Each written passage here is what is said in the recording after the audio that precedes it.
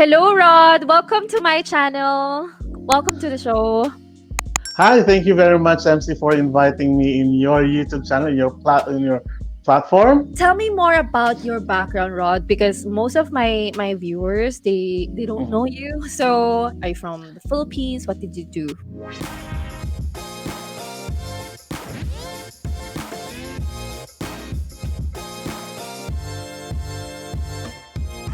Okay, basically, like most other Filipinos, of course, I came from directly from Philippines, and I used to be a teacher back home as a high school or secondary school teacher in public Yeah. school for 10 years, and I did counseling and teaching in social sciences and history, world history, and kind of stuff before I migrated here. You went back Mhm. to school actually, Yeah, right? right. And that's what actually what I suggest to most of immigrants here, that if you need to go Yeah. back to school to Mhm. practice again, go back to school. And that's Mhm. what you did, Rod, right? Am I correct? Yes, right, Mm-mm. exactly. So when I came here, my wife and I were like, started in a restaurant because that's the in-demand job here in Saskatchewan during the Mm-mm. time. So what we did is that I have to stitch all the documents that I have back home and the documents required here in Saskatchewan, especially Mm-mm. in the Ministry of Education. So what I did is I upgraded myself through documentations, so Mm-mm. ECA. So I started from that. I Uh-huh. didn't go directly to the school, but I asked the Ministry of Education, especially the early years department of the ministry. So I Mm-mm. took all my documents, my transcripts, diplomas, training, skills, and Mm-mm. everything from my university and from the school or from the department that I work with, which is the Department of Education back home. So I took all those and I let the Ministry of Education assess all my papers.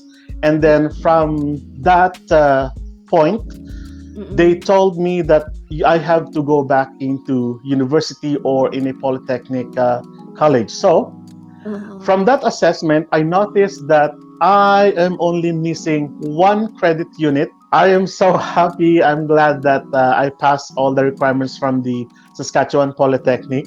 Mm-hmm. And then, yeah, they gave me license level 3 from license level 2 in early childhood education. Um, Can you tell me more about the level 3, level 4, something like that? Well, I didn't know that there will be like a level for There are early childhood three, educator. right. So there are three levels in licensing in the early childhood education. You can teach or you can be a part of early years, or Mm-mm. in the Philippines, we call it daycare. We call it here Yes, in yes, daycare, yes. but They in don't pay much. yeah, they don't pay much as what we know back home. But Uh-huh. in here, you need to be a license before you will be called or to A be teacher. as an early childhood educator. So Oh, you're a alright. daycare teacher, but you have a license.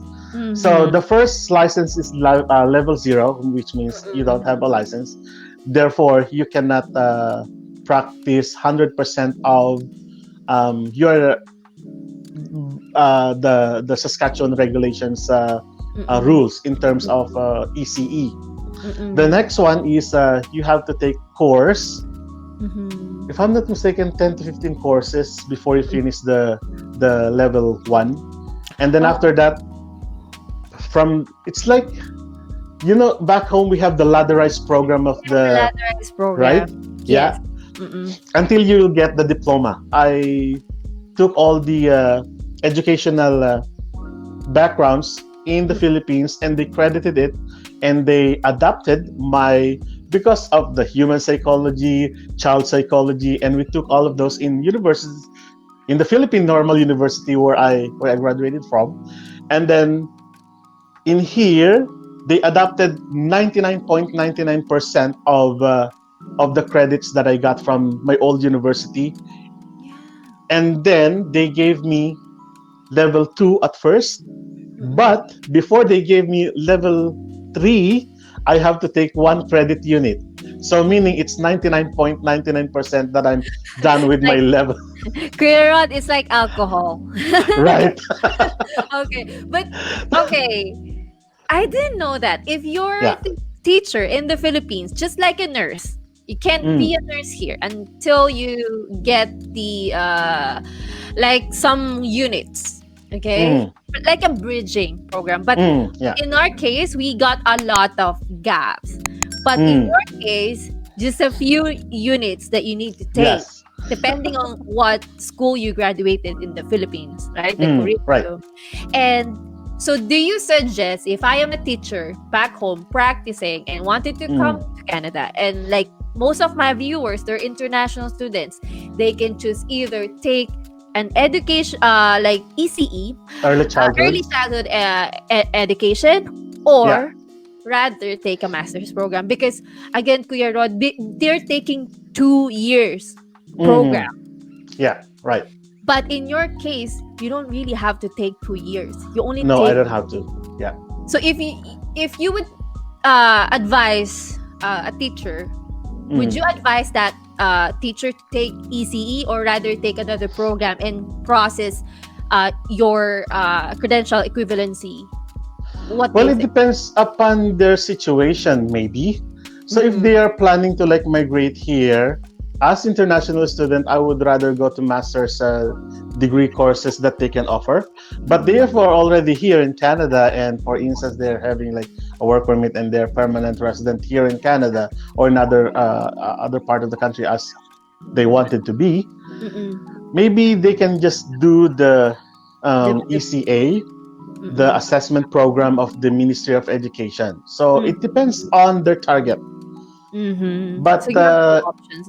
yeah, you have You just have to actually assess yourself, right, right? right, Huh. right. For Got it. instance, if I have a subscriber as well that he's planning to come here in Canada as a student.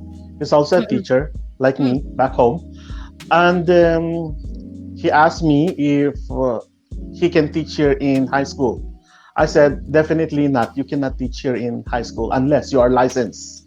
Mm-mm. But if you're planning to move here and that is your pathway or your stream to move here in Canada as a student, you may do so because as you graduate here in Mm-mm. Canada and you have a certificate or license to teach here in Canada, you will definitely get a job because Canada needs lots of teachers.